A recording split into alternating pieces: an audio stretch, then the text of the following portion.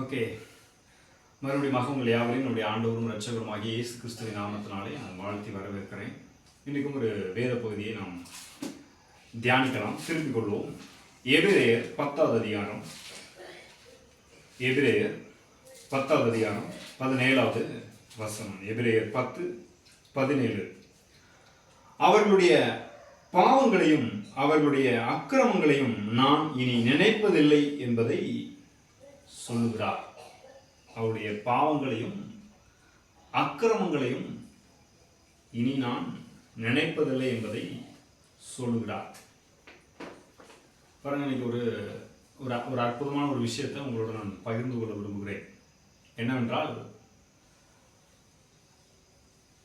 ஒரு பெரிய பிரசங்கர் இப்படியாக சொன்னார். பாருங்க, ஒரு ஆரம்பத்தில் ரட்சிக்கப்பட்ட நாட்களில்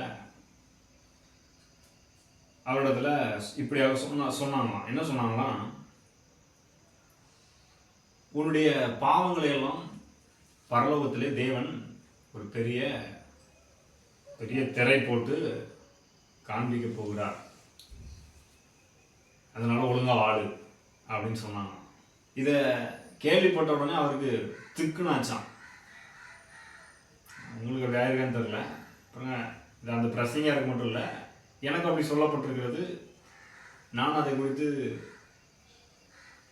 பயந்தது உண்டு. ஐயோ, நம்ம பண்ணதெல்லாம் இவர் பரலோகத்தில் படம் போட்டு காண்பிக்க போறாரா,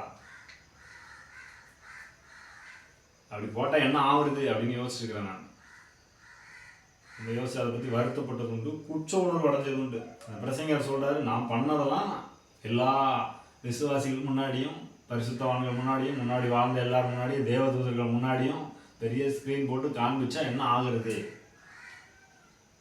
அப்படின்னு யோசிச்சு அது குறித்து ரொம்ப வேதனைப்பட்டாராம்.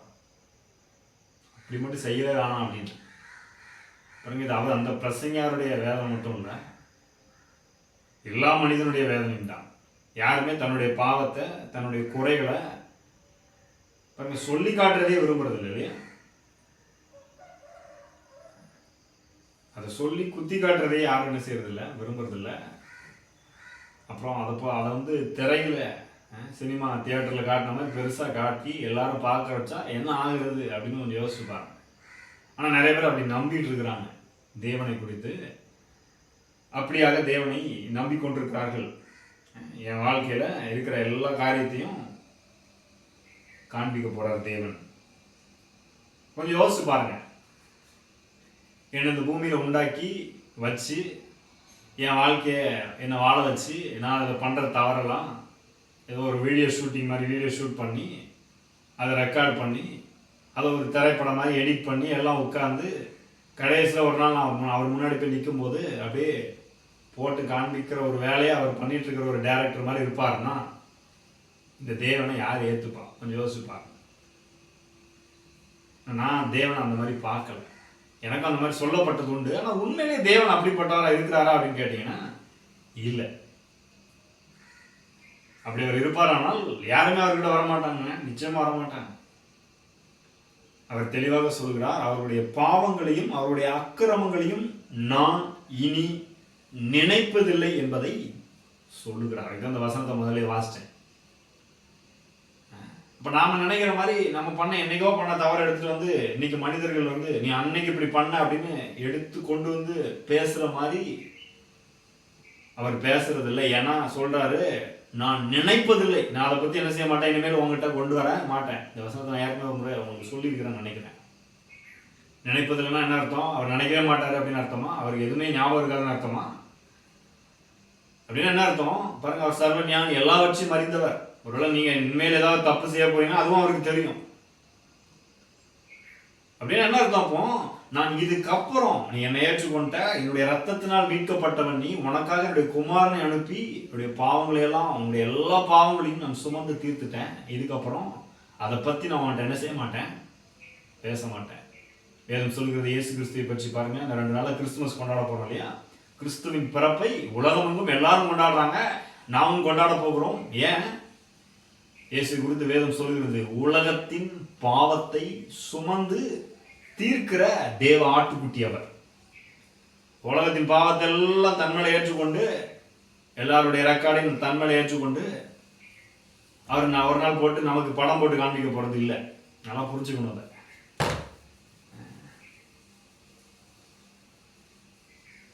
அப்படிப்பட்ட காரியத்தை வேதம் போதிக்கல பாருங்க. வேதம் என்ன சொல்கிறது? நம்முடைய பாவங்களை அவர் நினைப்பதில்லை.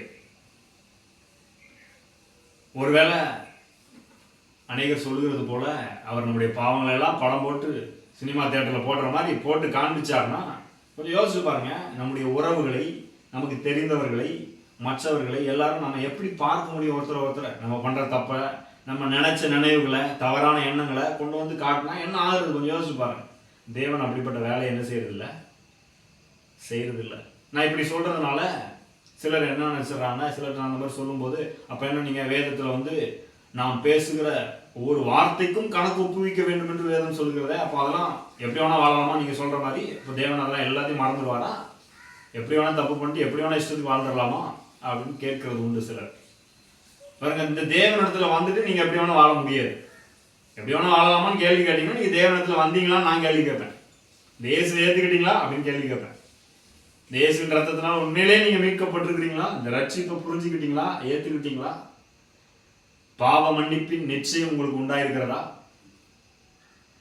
ரட்சிப்பின் நிச்சயம் இருக்கிறதா? தேவனும் நானும் நண்பர்களாகிட்டோம், அவருடைய சொந்த பிள்ளையா நான் மாறிட்டேன்ற நிச்சயம் உங்களுக்கு இருக்குதா அப்படின்னு நான் கேள்வி கேட்பேன். அப்படிப்பட்ட நிச்சயம் உடையவர்கள், இந்த ரட்சிப்பின் அனுபவத்தை பெற்றவர்கள், தேவனோடு ஒரு என்கவுண்டர் உண்டானவர்கள் எப்படி வேணா வாழுவேன் அப்படின்ற ஒரு நிலைக்கு வரவே முடியாது. என்றால் அவர் பரிசுத்தர். அவரை போலவே நாமும் அவருடைய சுபாவத்தில் பங்குள்ளவர்களாகும்படி அழைக்கப்பட்டிருக்கிறோம். நம்ம இஷ்டத்துக்கு வாழ்றதுக்காக இல்லைப்பா. ஆனா என்ன, இந்த சத்தியத்தை நாம் புரிந்து கொள்ள வேண்டும். நம்முடைய பாவத்தை அவர் எண்ணாது இருக்கிறார். ஒரு வசனத்தை வாசிக்கிறோம் பாருங்க. நினைக்கிறதே இல்லைன்னு சொன்னோம் இல்லையா? பழைய உடன்படிக்கையிலே வாழ்ந்த தாவீது ஒரு காரியத்தை சொல்லுகிறார். ரோமர் 4வது அதிகாரம், ரோமர் 4வது அதிகாரம் 8வது வசனத்தை வாசிக்கிறேன். எவனுடைய பாவத்தை கர்த்தர் எண்ணாதிருக்கிறாரோ அவன் பாக்கியவான் என்று தாவீது சொல்லியிருக்கிறான். எவனுடைய பாவத்தை கர்த்தர் எண்ணாதிருக்கிறாரோ, எண்ணிக்கையிலே இல்லையோ அவன் பாக்கியவான் என்று தாவீது சொல்லியிருக்கிறான் அப்படின்னு ரோமர்ல பவுல் எழுதுகிறார். யாரை பத்தி சொல்றாரு தாவீது? நம்மளை பத்தி சொல்றாரு பாருங்க. புதிய உடன்படிக்கையில தான் அப்படிப்பட்ட ஒரு பாக்கியம் உண்டாயிருக்கிறது. நம்முடைய பாவத்தை அவர் எண்ணுவது இல்ல, கவுண்ட்லயே வைக்க போறது இல்லை. அப்படிப்பட்ட தேவன் நம்முடைய பாவத்தை எப்படி போட்டு திரையில போட்டு எப்படி காண்பிக்க முடியும்? பாருங்க, இந்த சத்தியம், என்னுடைய பாவத்தை கர்த்தர் எண்ணுவதில்லை, ஆகவே நான் பாக்கியவான் என்கிற இந்த சத்தியம் என்னை துள்ளி குதிக்க வைக்குது, என்னை சந்தோஷப்பட வைக்குது, தேவனை சந்திக்க என்னை ஆயத்தப்பட வைக்குது, இன்னும் நான் கரெக்டா வாழணும்னு என்ன உந்தி தள்ளுகிறது. அப்ப நாம நினைக்கிற மாதிரி இல்லை, யாரோ சொல்ற மாதிரி ஒரு நாள் எல்லாத்தையும் திற போட்டு தேவன் காண்பிக்க போறது இல்லை என்பதை புரிந்து கொள்ள வேண்டும். நாம பண்ண எந்த தவறையும் அவர் நமக்கு விரோதமா ரெக்கார்ட் பண்ணி வீடியோ கேமரால ரெக்கார்ட் பண்ணி என்ன செய்யல, வைக்கல. அப்படி நினைக்காதீங்க. அப்படி நினைக்க வேண்டிய அவசியம் இல்லை. ஏன் என்னால் அதை உறுதியா சொல்ல முடியும் பாருங்க. அப்படிலாம் ரெக்கார்ட் பண்ணி வைக்கணும்னு அவசியம் இல்லை. ஏன்னா 2000 வருடத்திற்கு முன்பாக தம்முடைய சொந்த குமாரனை அனுப்பி நம்ம மேல இருந்த எல்லா ரெக்கார்டையும், நம்முடைய எல்லா பாவ கணக்கையும் இயேசுவின் மேல் என்ன செய்து விட்டார்? சுமத்தி விட்டார். கல்வாரி சிலுவையிலே இயேசுவை பாவமாக்கி விட்டார், சாபமாக்கி விட்டார். அவர் மேல எல்லா பாவங்களும் சாபங்களும் வந்தது. நம்முடைய அக்கிரமங்கள் எல்லாம் அவர் மேல் வந்தது, நம்முடைய பாவங்கள் எல்லாம் அவர் மேல் வந்தது. அப்படின்னா என்ன அக்கிரமம்னா? என்ன செய்யப்படாத இருதயத்தில் மறைந்திருக்கிற பாவங்கள் பாருங்க. அது இன்னும் வெளியில செயல்ல வெளிப்படலாம், உள்ள இருக்குது. அதெல்லாம் அவர் மீது சுமத்தப்பட்டது. நாம செய்த செயல்களில் செய்த பாவங்கள், அதெல்லாம் பாவங்கள்னு சொல்றோம். செய்த செயல்கள், தவறான செயல்கள், மீறுதல்கள், அதெல்லாம் பாவங்கள்னு சொல்றோம். அதுவும் அவர் மீது சுமத்தப்பட்டது. எல்லாம் அவர் மீது சுமத்தப்பட்டு நம்முடைய கணக்கை தேவன் க்ளோஸ் பண்ணிட்டார். நம்ம இப்ப அவர் பார்க்கும்போது எப்படி பார்க்கிறாரு? நீ பாவமே செய்யாதவனாய் உன்னை நீதிமானாய் காண்கிற. நீதிமானா என்ன அர்த்தம்? ஒரு தவறு செய்யலன்னு அர்த்தம். இப்ப நம்மை தேவன் கிறிஸ்துவின் நீதினால் உடுத்து வைத்திருக்கிறார். ஒரு கோட் போட்டிருக்கோம் பாருங்க. அந்த கோட் மாதிரி கிறிஸ்துவின் நீதி நமக்கு ஒரு கோட் போல தரிப்பிக்கப்பட்டிருக்கிறது. இப்ப தேவன் எப்படி பார்க்கிறாரு? இந்த கோட்டை பார்க்கிறார், கிறிஸ்துவின் நீதியை பார்க்கிறார். நம்முடைய பாவ கணக்கு எடுத்துட்டு வச்சு என்ன செய்யல, பார்க்கறது இல்லை. அதனாலதான் இங்க சொல்லுகிறான், எவனுடைய பாவத்தை கர்த்தர் எண்ணாதிருக்கிறாரோ அவன் பாக்கியவான். அப்ப பாவம், அந்த பாவத்தின் விளைவாய் உண்டான தண்டனைகள், சாபங்கள் எல்லாம் நம் மீது சுமத்தப்படுவதற்கு பதிலாக கல்வாரி சிலுவையிலே இயேசு கிறிஸ்துவின் மீது சுமத்தப்பட்டிருக்கிறது. அதற்காக தான் கிறிஸ்து பூமிக்கு வந்து பிறந்தார். அதனாலதான் கிறிஸ்துமஸ் இவ்வளோ விமரிசையா கொண்டாடுறோம். இந்த கொண்டாட போற நாட்கள்ல இதை கொஞ்சம் எண்ணி பார்க்க வேண்டும். ஆகவே பரலோகத்தின் பெரிய திரையிலே என்னுடைய பாவத்தின் காட்சி காட்டப்பட போகிறது அப்படின்ற எண்ணத்தை என்ன செஞ்சிருங்க, விட்டுருங்க. அப்படிப்பட்ட ஒரு காரியம் காட்டப்பட போவதில்லை. இன்னும் கேட்டால் வேதம் இன்னொரு பிக்சரை கொடுக்குது நமக்கு. இப்போ கூட என்ன நடந்துட்டு இருக்குது அப்படின்றத கொடுத்து ஒரு பிக்சர் கொடுக்குது பாருங்க. எபிரேயர் 12வது அதிகாரம். நமக்கு முன்பாக வாழ்ந்து மரித்து போன எத்தனையோ பரிசுத்தவான்கள் இன்னைக்கு தேவனோடு இருக்கிறாங்க. அதெல்லாம் குறித்து நமக்கு சொல்லுது. நம்ம இந்த வாழ்க்கையில வாழ்வதற்கு நமக்கு ஒரு உத்வேகத்தை கொடுக்குறாரு, ஒரு உற்சாகத்தை கொடுக்குறாரு தேவன். எப்படி கொடுக்குறாரு பாருங்க. இவங்க சொல்ற மாதிரி பாவத்தெல்லாம் காட்ட போறாரு, ஒழுங்காரு அப்படி சொல்லல. அதுக்காக நானும் எப்படி வேணா வாழுங்கன்னு சொல்லலை. வேதம் என்ன சொல்லுது கவனிங்க. எபிரேயர் 12வது அதிகாரம் 1வது வசனம். ஆகையால் மேகம் போன்ற இத்தனை திரளான சாட்சிகள் நம்மை சூழ்ந்து கொண்டிருக்க. யாரு?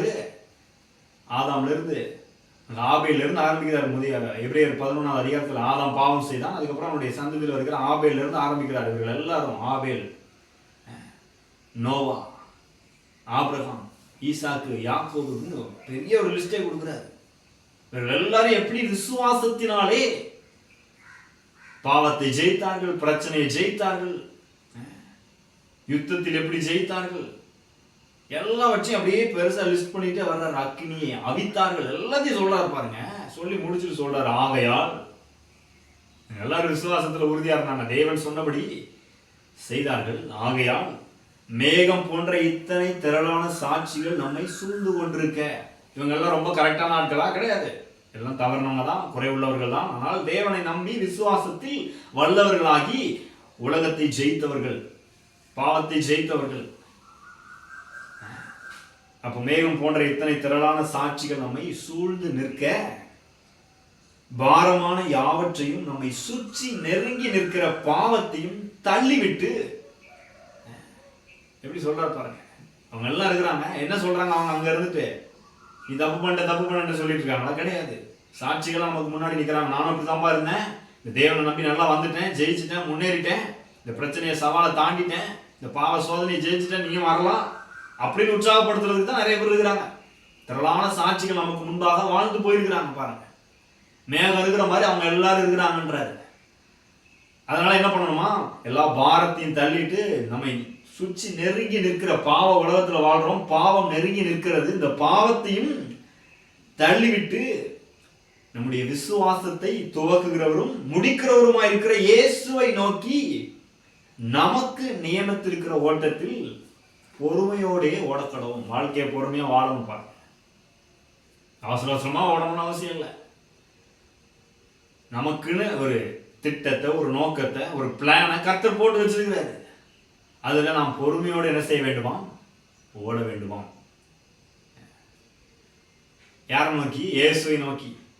பரலோகத்துல பெரிய படத்தை போட்டு என் பாவத்தெல்லாம் காட்ட போறாருன்ற அந்த காட்சியை நோக்கி அல்ல, இயேசுவை நோக்கி. நம்முடைய விசுவாசத்தை துவக்கினவர் அவர்தான், முடித்து வைக்க போகிறவரும் அவர்தான். அவர் நமக்கு முன்பாக இருக்கிறார். மேகம் போன்ற திரளான சாட்சிகள் இருக்கிறது.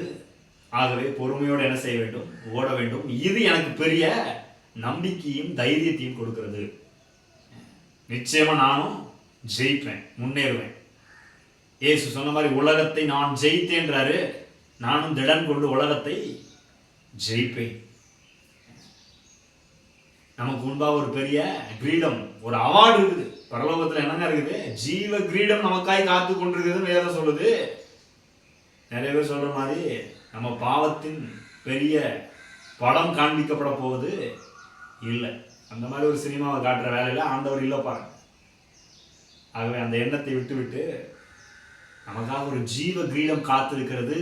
ஜீவாதிபதியாகிய நம்முடைய இயேசு இருக்கிறார். அவரை பார்த்து தைரியமாய் பொறுமையோடு என்ன செய்ய வேண்டும்? நம்முடைய வாழ்க்கை பயணத்திலே ஓட வேண்டும். நமக்கென்று தேவன் வைத்திருக்கிற பயணத்திலே ஓட வேண்டும். சரிங்க, வாழ்க்கை நிறைய பிரச்சனைலாம் வருதாங்க, என்ன பண்றதுங்க? அடுத்த வசனம் சொல்றாரு, அவர் தமக்கு முன் வைத்திருந்த சந்தோஷத்தின் பொருட்டு அவமானத்தை எண்ணாமல் சிலுவையை சகித்து தேவனுடைய சிங்காசனத்தின் வலது பாரிசத்தில் வீற்றிருக்கிறார். ஆகையால் நீங்கள் இளைப்புள்ளவர்களாய் உங்கள் ஆத்துமாக்களில் சோர்ந்து போகாதபடிக்கு தமக்கு விரோதமாய் பாவிகளால் செய்யப்பட்ட விதமான விபரீதங்களை சகித்த அவரையே நினைத்துக் கொள்ளுங்கள். யார் நினைக்கணுமா? இயேசுவை நினைக்கணுமா? அந்த உலகத்தில் அவரும் வந்து வாழ்ந்தார் பாருங்க. அவர் பிறந்ததை கொண்டாட போறோம். அவர் பிறந்து வாழ்ந்து மரித்து எல்லாவற்றையும் செய்து முடித்திருக்கிறார். அவரை நினைச்சாலே போதும், நமக்கு தைரியமும் சந்தோஷமும் வந்துவிடும். இந்த உலகத்துல வாழ்றது அந்த முன்னால அவரை வச்சுட்டு அந்த சந்தோஷத்தின் பொருட்டு நமக்குன்னு ஒரு ஜீவ கிரீடத்தை வைத்திருக்கிறார், நித்தியமான வாழ்வை வைத்திருக்கிறார். அந்த சந்தோஷத்தின் பொருட்டு இந்த உலகத்துல நாம் தைரியமாய் பொறுமையாய் சந்தோஷமாய் வாழ முடியும். ஆகவே பரலோகத்தில் போய் என்ன நடக்க போதோ, நம்ம பண்ணதெல்லாம் காட்டப்படாரோன்ற எண்ணத்தை என்ன செஞ்சிருங்க? விட்டுருங்க. நம்முடைய பாவத்தை கர்த்தர் எண்ணாது இருக்கிறார். நாம் பாக்கியவான்கள், நாம் ஆசீர்வதிக்கப்பட்டவர்கள். ஆகவே அங்கே பெரிய திரையில பரலோகத்தில் நம்முடைய பாவங்கள் காட்டப்பட போவதில்லை. நமக்கென்று வைக்கப்பட்டிருக்கிற மாபெரும் கிரீடங்கள் காத்திருக்கிறது. அதை முன்வைத்து நம்முடைய இரட்சகராகிய இயேசுவை முன்வைத்து நாம் நமக்கென்று வைத்திருக்கிற வாழ்க்கை பயணத்திலே, அந்த நோக்கத்திலே, அந்த திட்டத்திலே பொறுமையோடு ஓடுவோம். நிச்சயமாய் வெற்றி நம்முடையதே. நாம் ஜெபிக்கலாம். ஸ்தோத்திரங்க தாவே, எங்களை அதிகமாய் நேசிக்கிற எங்கள் நல்ல தகப்பனே, எங்கள் ஆண்டவரும் இரட்சகருமாகிய இயேசு கிறிஸ்துவின் நாமத்தில் உடைய சமூகத்தில் வருகிறோம். நீ கொடுத்த அற்புதமான சத்தியத்திற்காய் நன்றி செலுத்துகிறோம். எங்கள் பாவங்களையும் அக்கிரமங்களையும் நீர் நினைப்பதில்லை என்பதை நீர் வாக்கு பண்ணியிருக்கிறீர்கள். எங்களுடைய பாவத்தை எண்ணாதிருக்கிறீர். நாங்கள் பாக்கியவான்களாயிருக்கிறோம். சத்தியத்தை எண்ணி பார்க்கிறோம். வார்த்தையை கேட்கிறவர்கள் ஆண்டவரே தங்களுடைய குற்ற உணர்விலிருந்து விடுதலை ஆகி சந்தோஷத்தோடு சமாதானத்தோடு தங்களுக்கென்று முன்வைத்திருக்கிற அந்த ஓட்டத்திலே ஆண்டவரே உம்மை நோக்கி பொறுமையோடே ஓட நீர் உதவி செய்வீராக. பரிசுத்த ஆவியானவர் கிருபை செய்வீராக. கூட இருந்து ஒவ்வொரு நாளும் உம்முடைய நித்திய பாதையிலே வழி நடத்துவீராக. கர்த்தாவே, எங்களை அர்ப்பணிக்கிறோம். தொடர்ந்து நீர் ஆளுகை செய்யும், வழி நடத்தும். எங்கள் ஆண்டவரும் இரட்சகருமாகிய இயேசு கிறிஸ்துவின் நாமத்தில் ஜெபிக்கிறோம் நல்ல பிதாவே. ஆமென். நீங்கள் ஆசீர்வதிக்கப்பட்டவர்கள்.